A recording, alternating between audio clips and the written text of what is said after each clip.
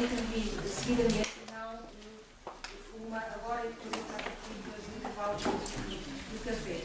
Portanto, falará em primeiro lugar a Carolina Rodrigues e depois falará a senhora professora Helena Nazaré e será substituída aqui pela colega Dália Costa.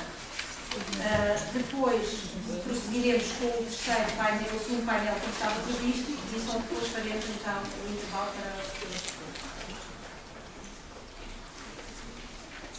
Alzira Rodrigues é licenciada em Biologia pela Universidade do Oriente em Santiago de Cuba em 1985, é mestre em Ciências da Educação, com especialização em Instrução Curricular pela Empire State University em Kansas, Estados Unidos, e desde 1998 leciona no Instituto Superior Politécnico de São Tomé e Príncipe, tendo sido presidente deste instituto entre 2009 e 2012.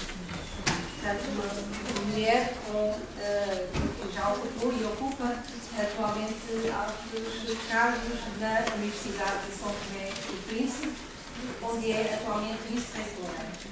É também uma honra que a temos aqui nesta casa como doutoranda em Administração Pública atualmente. Portanto, para Alzira Rodrigues é a sua palavra. Muito obrigada por uma vez mais por ter aceito o nosso convite e estar aqui tão longe. Muito obrigada. Antes de apresentar o tema, dizer que é uma grande honra poder estar cá, participar neste terceiro aniversário de Ciências e poder beber das experiências que representam a área do género e ter a oportunidade de beber esta manhã e, na medida do possível, fazer o máximo para poder tirar o maior proveito dessas horas, digamos assim, do terceiro aniversário. Como sénior,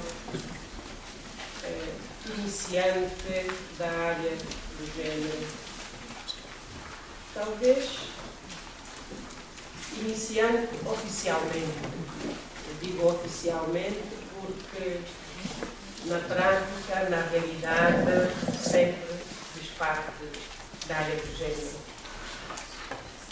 Mas tenho longas, quero agradecer particularmente a professora Nádia Torres, a professora Paula Pinto, ao CIEG, do Instituto Superior de Ciências Sociais e Políticas, à Universidade de São Tomé e Príncipe, a todos que, de uma forma ou de outra, contribuíram para que a minha presença já fosse possível. Muito obrigada.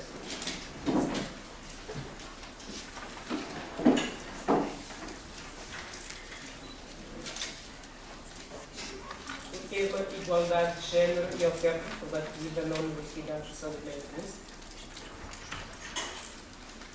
Para aqueles que não sabem, São Tomé e Príncipe são ilhas únicas no mundo, localizadas no Golfo da Guiné, na costa ocidental da África, com uma população bastante jovem. Segundo o censo de 2012, 42% da população tem menos de 15 anos e a população com mais de 65 anos ronda os 3,7%. E as mulheres representam 50,3% da população.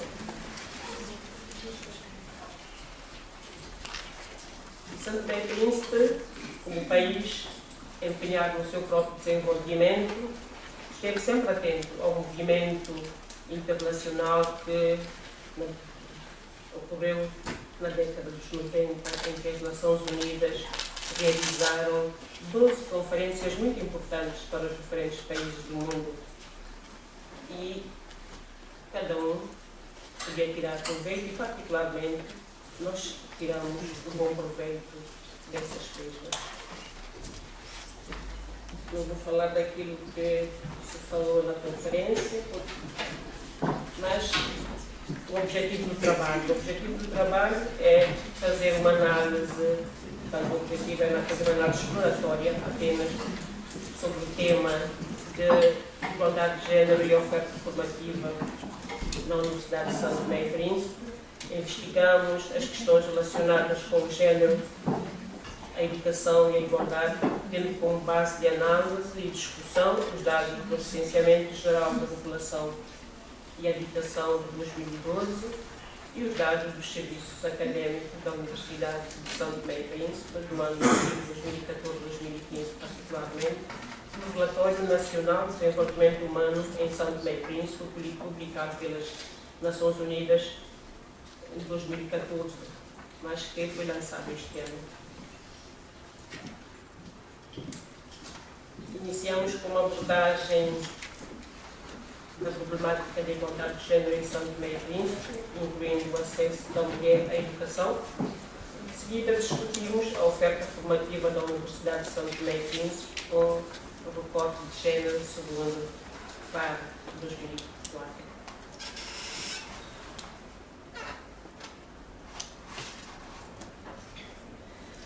A participação das mulheres santomenses no mercado de trabalho é ainda muito reduzida em comparação a dos homens, e os níveis de desemprego têm a maior incidência na população ativa feminina. O Recenseamento Geral da População e Habitação de 2012 apresenta a população santomense constituída por 178.739 mil habitantes, em que, dentro da população na faixa etária de 10 anos e mais com emprego formal, as mulheres têm uma participação de 38,2% e os homens 61,8%. E estes dados corroboram com os do Casaca de 2010, que mostrou que são as mulheres que têm os vínculos de trabalho mais precários e encabeçam os indicadores de desemprego. As mulheres se envolvem mais do que os homens em trabalhos considerados não pagos. Por exemplo, as tarefas domésticas, segundo Ana Torres, que nos teve a oportunidade de observar. E nós temos os dados do Instituto Nacional de Estatística, que apresentam que 41% do trabalho não pago em São Tomé e Príncipe, mais da metade representa participação feminina. A segregação vertical também podemos ver, ou seja, a pouca participação feminina nos lugares de tomar a decisão. Também é uma realidade em São Tomé e Príncipe, em que dos 1.470 indivíduos com funções ao nível legislativo e executivo, incluindo diretores, gestores, 358 são mulheres, representando cerca de 24,4%, enquanto que os homens 75,6%. E do pessoal, nós podemos considerar os vendedores, nós chamamos de vendedores ambulantes, 58,9% são mulheres, 41,1% são homens. E os trabalhadores não qualificados, 70,8% são mulheres, 29,2% homens. A nível parlamentar, a nossa Assembleia Nacional, como nós chamamos, é constituída por 55 assentos. Da última legislatura, estamos a falar de 2013, 10 eram ocupados por mulheres, representando 18,2%. Muito aquém daquilo que se fixou, que é cerca de 30%. E se nós considerarmos as metas internacionais, 50%. Mas, ao compararmos com a legislatura anterior, a 2013, que era cerca de 15%, nós podemos dizer que, neste momento, o resultado é encorajador. Mas, ao observarmos a proporção de mulheres na população e a média da África subsaariana, estimada pelo PNUD em 2014 em 21,7%, nós podemos dizer que a representação feminina santomense a nível parlamentar é baixa. No entanto, ao compararmos com os países africanos com índice de desenvolvimento médio, podemos dizer que São Tomé se encontra em uma posição satisfatória, do 18,2%, seguido de Guiné Equatorial com 18,8, Cabo Verde 20,8, encabeçando a lista África do Sul com 41,8. Não mostrou o gráfico, tive um problema que eliminou os gráficos todos. Acesso da mulher à educação. Como nós sabemos, esta foi uma recomendação internacional e São Tomé e Príncipe, no sentido de tentar implementar as recomendações internacionais, elaborou em 1998 o Estudo Nacional de Perspectiva a Longo Prazo, Reflexão Estratégia 2025 e o resumo atualizado do diagnóstico sobre a situação da população de género em 2004. Esses dois documentos nós podemos dizer que refletem a importância dada pelo Estado de São Tomé à educação de qualidade como prioridade nacional para a melhoria de qualidade de vida e desenvolvimento.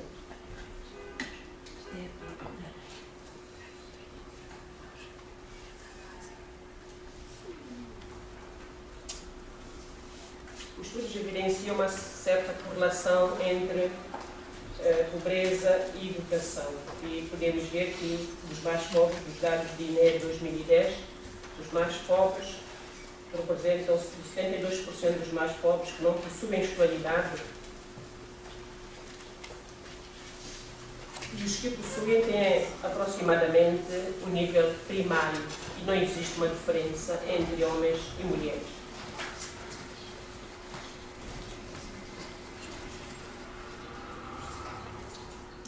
Com relação a chefes de família, nós chamamos de chefes de agregados familiares.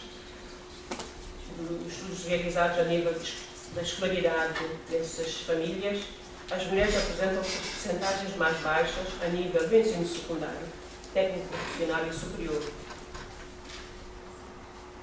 Dos 307 chefes de família entrevistados, podemos ver que dos entrevistados, 307 apresentam uma formação técnico-profissional e 260 formação superior, representando 20 a 22% da população feminina. Portanto, resultados ainda muito baixos. E nós podemos dizer que esses dados indicam a necessidade de se efetuar estudos mais detalhados, no sentido de nós analisarmos os aspectos culturais, sociais, políticos, que possam ter interferência nesta pouca participação, particularmente no ensino técnico profissional, talvez podemos identificar as causas da desigualdade e propor alternativas que possam contribuir para uma efetiva igualdade e equidade de género. A Universidade de São Tomé e Príncipe, criada em 2014, mas ela é produto da experiência acumulada de 16 anos pelo então Instituto Superior Politécnico de São Tomé e Príncipe, que estava vocacionado particularmente para formações técnicas avançadas. Neste momento, nós podemos dizer que a Universidade também deverá se dedicar para a ciência, tecnologia, artes e humanidades. Com relação à oferta formativa na Universidade, dos 1.418 estudantes matriculados nas diferentes licenciaturas, 752 são rapazes, 665 raparigas, representando uma porcentagem de 53% e 47%, respectivamente. E, dentro das pesquisas que nós realizamos, consideramos essa diferença não significativa, tendo em conta que são aproximadamente 6% de diferença.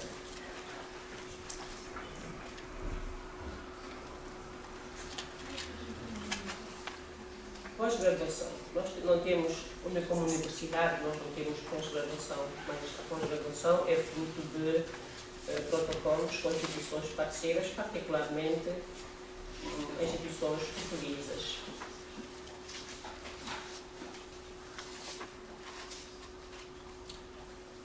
Dos 181 estudantes distribuídos pelos mestrados e doutoramento,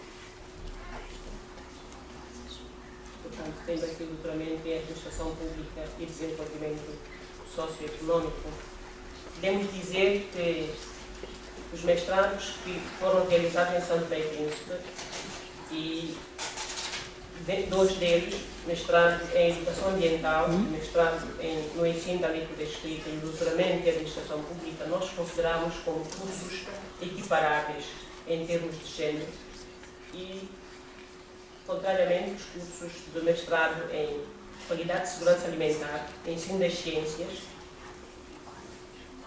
Contabilidade e Finanças e doutoramento em Desenvolvimento Socioeconômico, mais frequentados por homens. Mas esses resultados, nós podemos dizer que não necessariamente podemos falar de desigualdade de género, tendo em conta que o acesso a cursos de pós-graduação ainda é muito restritivo.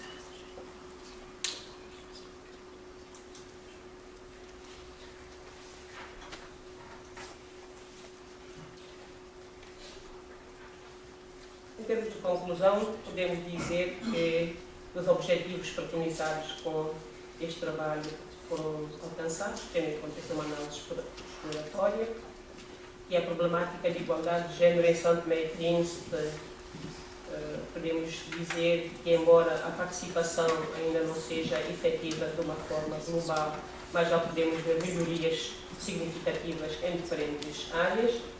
Com relação ao acesso da mulher à educação, os indicadores mostram uma baixa presença de mulheres com formação técnico-profissional e formação superior, sendo chefes de família.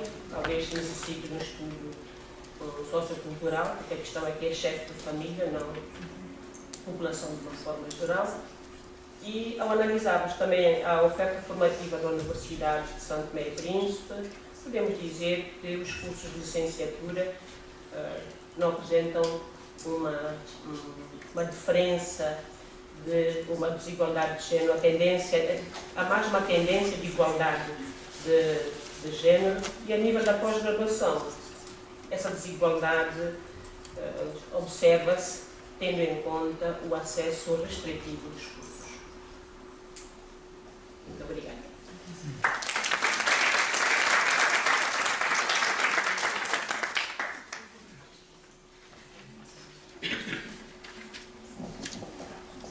Obrigada, professora Alvira Rodrigues. Professora Helena Nazaré, uma questão prática, não sei se precisa de colocar lugar por causa de usar slides, talvez o computador. A professora Helena Nazaré tem vastíssima experiência profissional, podem vê-la no resumo biográfico que fizemos e que está disponível nas pastas. Eu vou apenas salientar dois ou três aspectos. Atualmente, e desde 2012, é presidente da European University Association e no início da sua carreira profissional, vou colocar assim, em 1986, tomou liderança do grupo de investigação no Departamento de Física da Universidade de Aveiro. Depois desta liderança foi diretora desse mesmo departamento, entre 78 e 1980. Entre 88 e 90 foi vice-presidente do Conselho Científico e vice-reitora da Universidade de Aveiro nesta sequência. Foi reitora da Universidade de Aveiro entre 2002 e 2010. Presidente do Comitê para a Investigação e Transferência de Conhecimento do Conselho de Reitores das Universidades Portuguesas. E permitam um comentário depois deste resumo, do percurso biográfico da professora Helena Nazaré, o comentário que é o seguinte: estamos perante um percurso pessoal distinto, no sentido em que a professora Helena Nazaré, aquilo que, de acordo com o seu currículo, nos mostra, vai ao contrário, digamos assim, do que temos estado aqui a analisar desde manhã, ou seja, mulheres nas universidades a fazer ciência e a dirigir pessoas que fazem ciência. Vamos ouvir o que tem para nos dizer sobre o impacto da ciência. Boa tarde, muito obrigada. Agradeço muito o convite e, ao mesmo tempo, sinto uma sensação de desconforto, de alguma humildade, porque eu não faço, nem nunca fiz investigação relacionada com questões de género. E esta é uma limitação que eu não vou conseguir ultrapassar. A forma que eu encontrei de, como se diz na gíria, dar volta ao texto, foi trazermos as últimas sobre as políticas de ciência a nível europeu e ver até que ponto elas tocam políticas de género e como é que elas nos podem afetar. Portanto, vou começar por vos dizer um pouco o que é a EUA. Eu sou agora presidente e depois abordar três aspectos. Como é que a universidade seria si própria, aquilo que nós muitas vezes nos esquecemos que devemos ser, e trazer-vos alguns dados sobre género, também dados estes obtidos a nível europeu, e mostrar-vos como às vezes as conclusões que se tiram de dados globais podem ser errôneas. EUA. A EUA é uma associação de universidades europeias, basicamente é isto, e procura fazer, tem como membros associados universidades, são cerca de 800, conferências de reitores, são cerca de 34 neste momento, e todas juntas englobam cerca de 17 milhões de estudantes. Portanto, é uma organização que eu diria que é definitivamente pan-europeia. É uma organização que procura ser a voz das universidades na Europa, com algum sucesso, mas também com muitas dificuldades. O que é que nós fazemos? Nós fazemos normalmente debates, seminários e procuramos fazer política. Fazer aquilo que nós em Portugal ainda achamos que é mal fazer, mas que nós fazemos é lobby.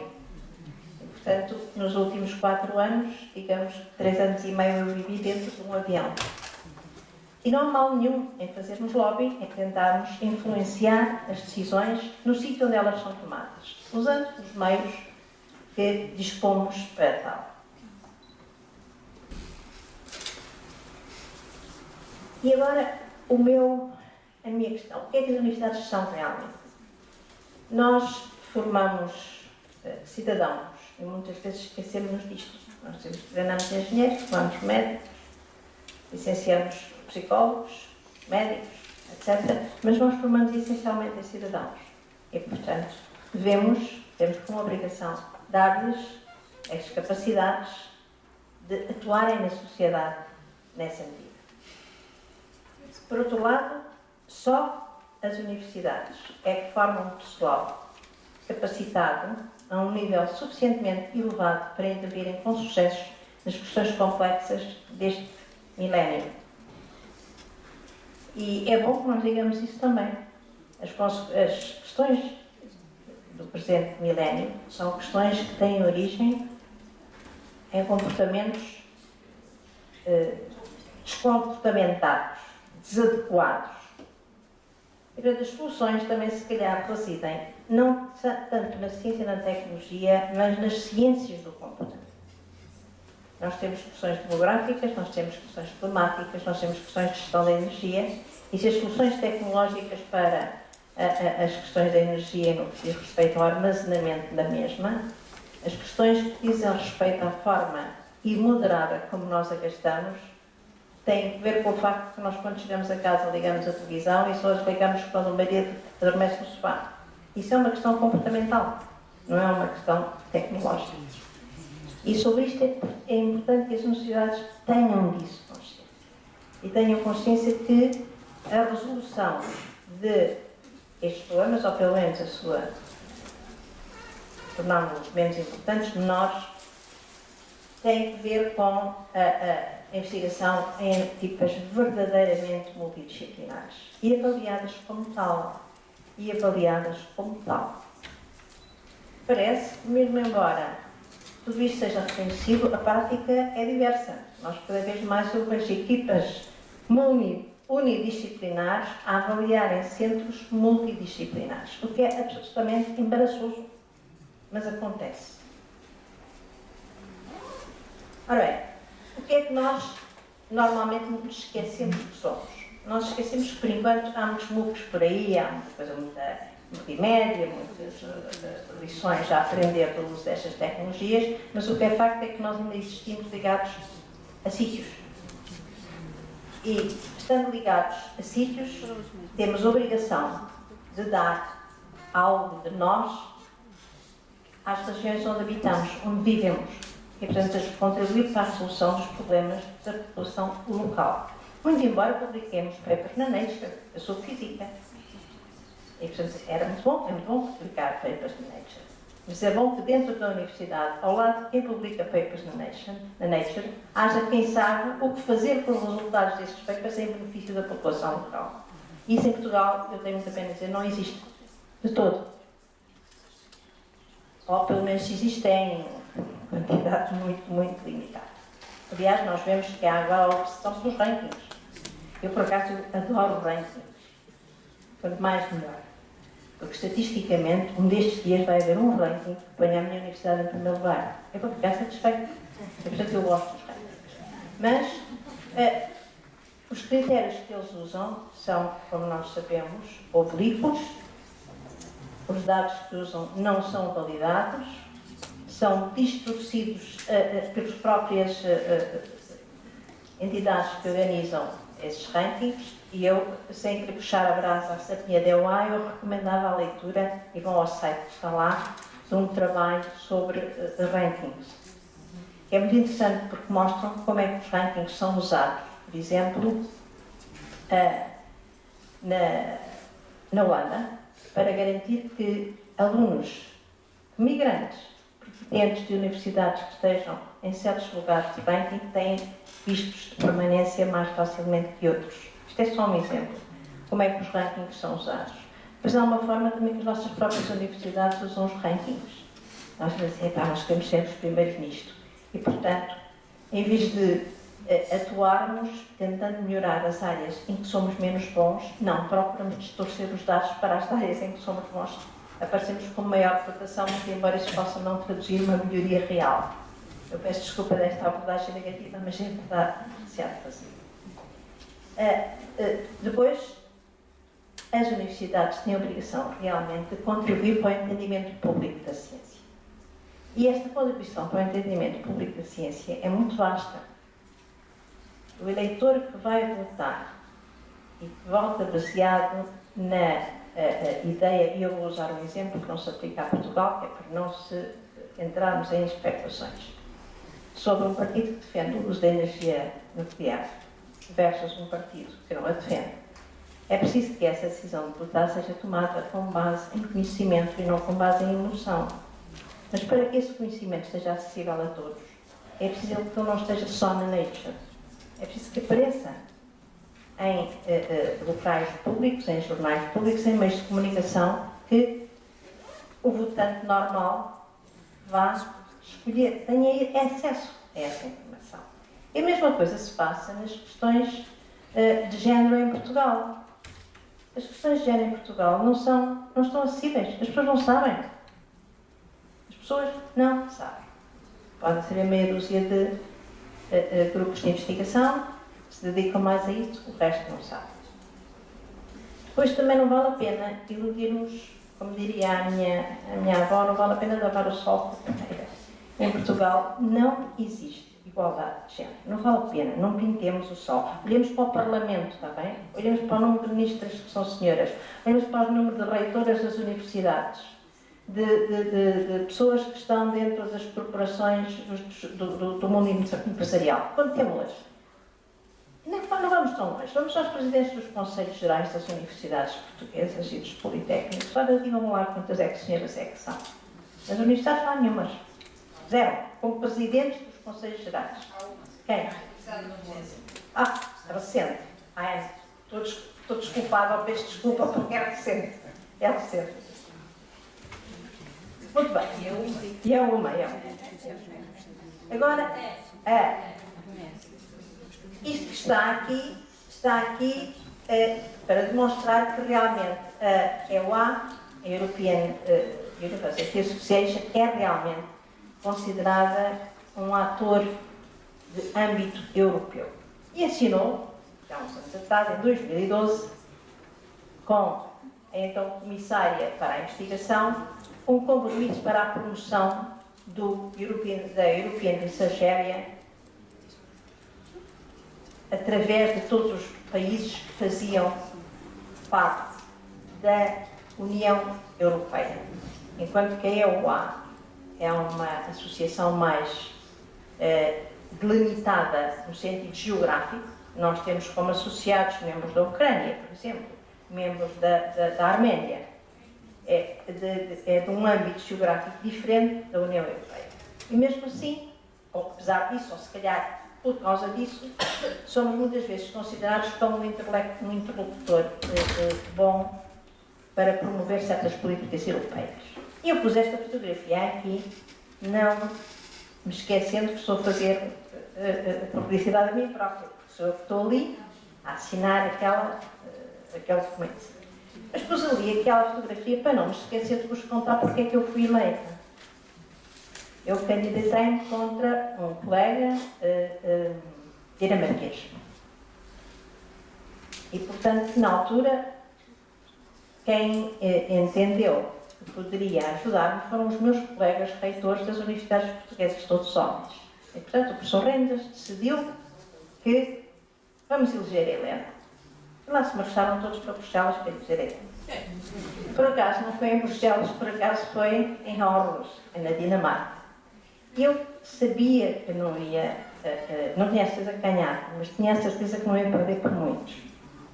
Porque quando decidi candidatar-me, telefonei à minha colega, turca, foi a única, na altura, a primeira e até agora a única senhora reitora da Universidade Técnica de Istambul. É uma universidade importante, imponente, e quando se entra na universidade há um hall redondo em que se vê as fotografias dos reitores todos e depois ali ao meio vê-se uma senhora e depois outra vez homens por aí vai. Portanto, é interessante. E disse ao Wilson, eu vou concorrer a EUA, o que é que tu achas? Disse-me assim, bem, tu já sabes como é. Tu concorrer, podes concorrer, mas tens que trabalhar a dobro do que aquilo que se fosse homens. Portanto, fazes favor, pões os pés ao caminho. E foi o que eu fiz, pus os pés ao caminho. E lá ganhei. E, portanto, neste memorando que eu tenho ali demonstrado,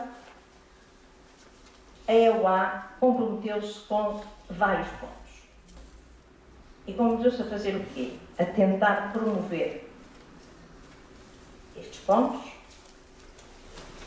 a tentar identificar em que situação cada um dos países estava relativamente ao desenvolvimento destas áreas e fazer um relatório de progresso. E eu resolvi, até porque não temos muito tempo de conversar, escolher só dois. O primeiro é a educação doutoral e Gender Strategies e o último é o Open Access. Agora vou pedir desculpa aos meus próximos slides. O próximo não, mas os a seguir, que não estão em português, é porque não são meus. Foram feitos por colegas da EUA e eu importei-os e, portanto, não os tive ao lugar. Então vamos lá ver o que é que a própria EUA, mesmo como uma mulher presidente, os disparates que faz nestas coisas. Então é assim. O conceito de educação eleitoral, não fizemos disparates todos, fizemos coisas boas. Constituímos este agrupamento de universidades e procuramos, com elas, articular, em conjunto com elas, articular políticas que pudessem resultar em associações, em escolas doutorais. E, portanto, promovessem a imagem e a qualidade do que é um doutoramento europeu. Eu pus aqui o exemplo da escola de Lausanne, que é uma das conhecidas, mas também fui buscar uma das nossas, a nova. E temos procurado promover a colaboração através da formação de clusters para doutoramento. Portanto, o aluno é aluno deste conjunto de universidades e sai com um doutoramento que é destas universidades todas. Tem resultado muitíssimo bem. Tem sido as iniciativas que nós tomamos que têm resultado melhor a nível europeu. Então, onde é que está? Esta, eu venho depois para este slide depois. Esta que eu gostava de vos mostrar é aquela que resultou mal. A Universidade EUA procurou realmente descobrir, em termos da igualdade de género, o que é que se passava nas diversas universidades. E, portanto, fez um questionário, as universidades responderam, o questionário foi analisado. E os resultados são que há 82% dos inquiridos que dizem que existem políticas, a nível institucional, políticas para promover a igualdade de géneros. Mas depois, quando eu fui perguntar, disse, então, mas que políticas? Nós não sabemos. Vocês não perguntaram? Não perguntamos. E como é que as pessoas sabem que as políticas que resultam? Não sabem. Então, qual é a validade destes Estados? É zero. E depois resolvi e disse assim, bem, então deixa-me cá ver, e estas barritas amarelas já foram feitas por mim. Vamos ver, em todas as universidades que constituem esta associação, qual é a percentagem daquelas que têm senhoras que são reitores. E, portanto, nós estamos muito contentes, porque passámos de 5,5 em 2008 para 10,3 em 2013. Mas, mais uma vez, isto é interessante, porque se nós formos descascar isto, estes 10,3, já os 5% assim era, e os 10,6 mantém-se, isto é por causa dos países nórdicos. É a Suécia, é a Finlândia, é a Noruega, todos estes são fantásticos, porque o resto do Sul anda aí na volta de 1%, mais coisa, menos coisa. Pelos vistos, nós agora estamos quase no 1%, não é? Dos 14 já há uma, já não é mal. Então, vamos lá voltar para trás. Agora, outros dos problemas que nós identificamos, que eu trouxe aqui por considerar que em Portugal, se calhar estou mal informada, mas de acordo com a informação que eu possuo, eu acho que em Portugal nós não temos prestado a devida atenção às questões do acesso às publicações e aos dados da investigação. Eu não sei, mas acho que não existe, a nível do Conselho de Reitores ou do CLA, do Conjunto de Laboratórios Associados, nenhuma política definida em termos de diálogo com as firmas, as Elseverias, etc. Não existe. E, portanto, como não existe esse entendimento, o que acontece é que as universidades ou as instituições pagam 3 vezes. Pagam as revistas assassinadoras das revistas. Depois, se os investigadores quiserem que as suas publicações fiquem rapidamente publicadas, têm que pagar aquilo que se chama a Golden Access. Pagam mais ainda. Mas depois, se vocês olharem e verem quem é que faz o referee dos papers, dos artigos, são os investigadores das universidades. E, portanto, não recebem nada por isso. Recebem o ordenado deles, como universidades. Portanto, a universidade está a pagar 3 vezes. E continuamos todos felizes e contentes com este estado de coisas. Eu sei que eu já admiti que 90% do meu tempo é passado dentro de aviões. E no avião ainda não há acesso à internet. Mas eu não tenho percebido que a situação seja muito diferente destas. Nós estamos alegres e felizes neste estado. Há uma universidade que é pioneira no arquivo, na criação de um repositório de artigos, que é a Universidade do Minho. Aos anos que a Universidade do Minho tem vindo a desenvolver trabalho no sentido de criar o seu próprio repositório. Também que eu saiba, já há outras universidades, agora quase todas têm. Estão ligados entre si? Eu acho que não. E, portanto, também não sei do que é que nós estamos à espera. E depois nós queixamos. E depois há também o problema dos dados. Uma coisa é haver acesso às publicações, outra coisa é haver acesso aos dados. E a forma como estes dados são postos, são abertos, para poderem ser usados por outras comunidades. E o uso, o acesso a esses dados pode ser crucial nos tempos em que estamos correndo no que diz respeito à luta contra as pandemias e não só. Se nós tivermos, eu sou física, portanto, se há biomédicos na plateia, eu sou capaz de apanhar no fim, mas eu vou dizer aquilo que entendo. Se há uma pandemia, a forma mais eficaz de poder arranjar algo que a combata é ter acesso aos sintomas, às causas, ao trajeto da pessoa e poder comparar isto. Isto só se tem acesso através de comparação de bases de dados. É óbvio, isto tem vários problemas. Tem problemas de privacidade do doente, têm que ser respeitados. São fármacos que atuam melhor ou pior, têm probabilidades dos direitos de autor, ou neste caso dos direitos dos investidores terem retorno da investigação que pagaram para isso tudo. Mas seja como for, as universidades têm que sentar e têm que pensar sobre isto, porque a solução, se nós não as encontramos, ninguém as vai encontrar por nós.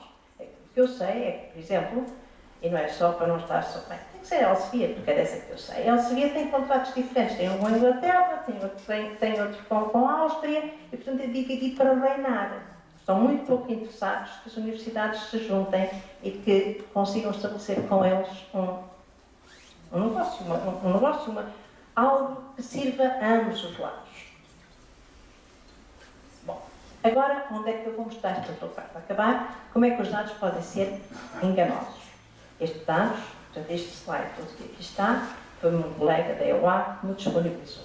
Na EUA nós temos uma base de dados, uma base de dados constituída, que é constituída basicamente com entradas dos nossos membros. Portanto, temos nesta base todos os indivíduos, portanto, os nomes e os cargos, das universidades que são nossas sócias. Portanto, sabemos quem foram os reitores, quem foram os vice-reitores, durante quanto tempo, quem são os decanos, quem são os chefes dos serviços internacionais, está lá tudo. Portanto, com base numa entrada de cerca de 7.900 pontos, nós procuramos chegar a algumas conclusões em termos de igualdade de géneros. Então, temos isto. Em termos dos reitores, o traço vermelho indica o valor médio para a EU a 27, tirados daquele report She Figures, e diz respeito ao número médio do que eles chamam Gender Grade A. O Grade A são as pessoas que têm qualificação suficiente para aceder ao cargo de reitor. E, portanto, os meus amigos, caros colegas, olharem para isto, veem logo que nós, que os países do Sul, estão aqui a fazer muito bem, não é?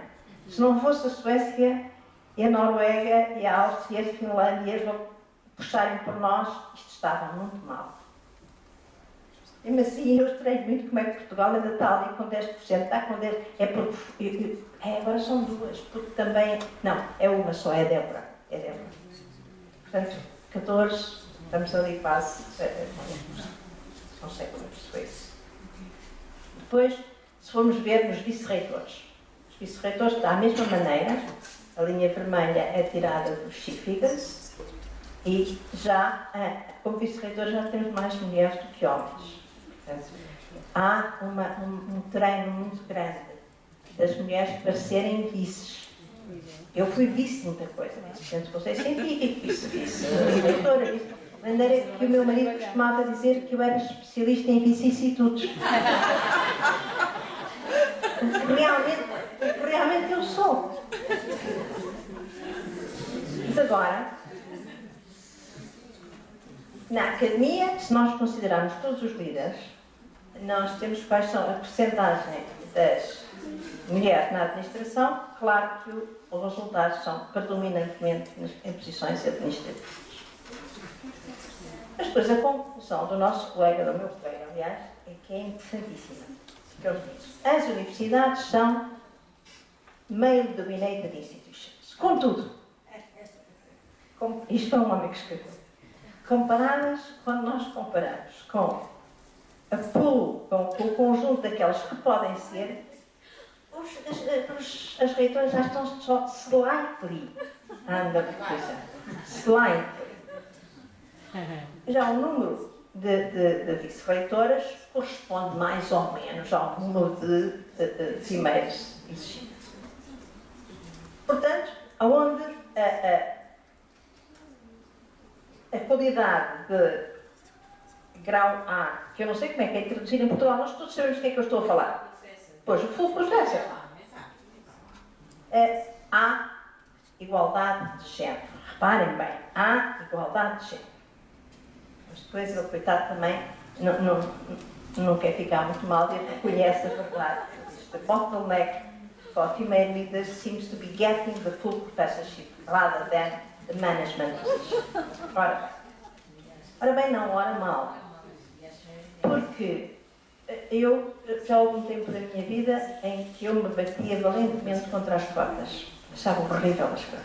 Mas eu agora tenho que chegar à conclusão que nós precisamos de cotas. Eu tenho muita pena. Já passaram 20 anos desde que a Suécia, 60, 40 anos desde que a Suécia tem estas políticas. Porquê é que a Suécia está lá e nós estamos aqui? Porque simplesmente, se nos dizem, não há pessoas disponíveis, cala-se, porque não há pessoas disponíveis. Quando vamos para os ministros, quando os partidos têm aquelas listas parlamentares, são todas votadas e tal, e depois escolhem não sei o quê, e só aparecem homens. Não há mulheres disponíveis, mas que chatice, onde é que elas estão escondidas? Debaixo da secretária, que pode ser.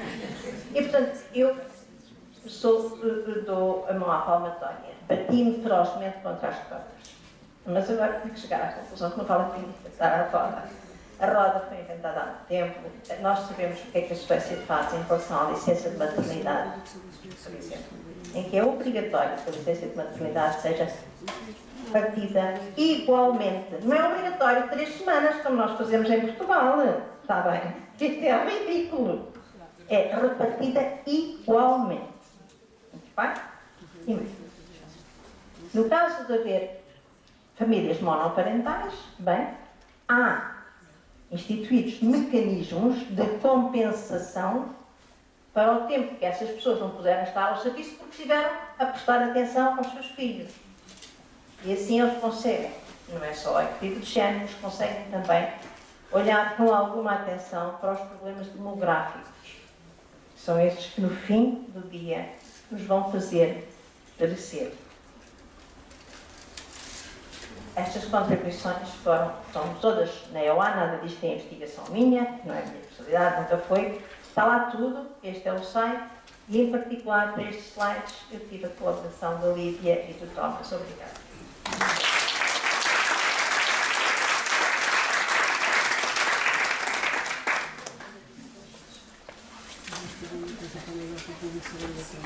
Podemos então agora pedir um espaço para debate para as duas intervenientes, mas tem que ser mesmo muito curto e depois passamos já à mesa número 2.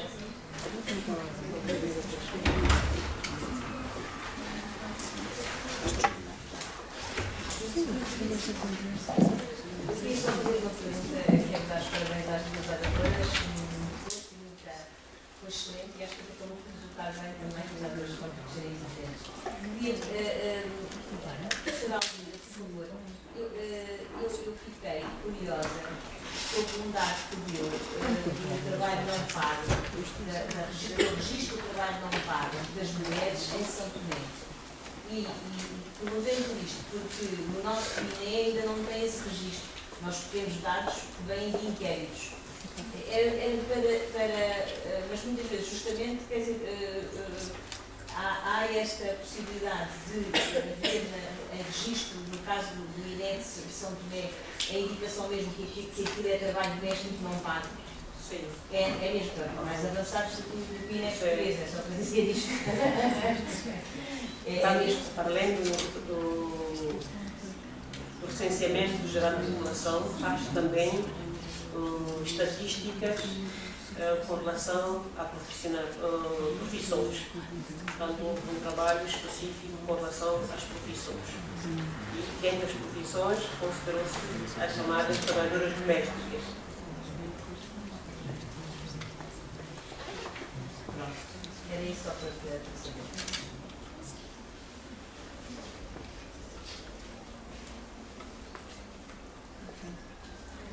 Tenho uma questão para as duas também, já que não avançam da audiência. Nós tivemos aqui há um tempo, algumas semanas atrás, uma colega espanhola que esteve connosco no CIE e que nos falou sobre a legislação que existe, nomeadamente em Espanha, que obriga a que, de facto, as universidades tenham uma política de igualdade de género.